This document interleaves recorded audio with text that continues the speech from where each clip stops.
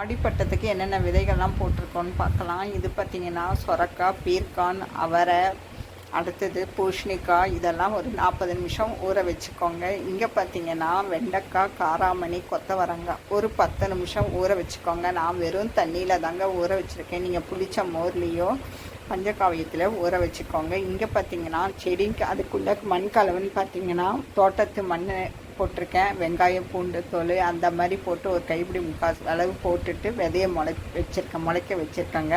அதில் முளைச்சி தாங்க இது அவரைக்காய் எல்லாம் கிடச்சிருக்கு. பாகல் பாருங்கள், தண்டுக்கீரை, எல்லா கீரைங்களும் இருக்குது. அது தவிர இங்கே பார்த்திங்கன்னா மிளகாயும் தக்காளியும் முளைச்சி இருக்குங்க.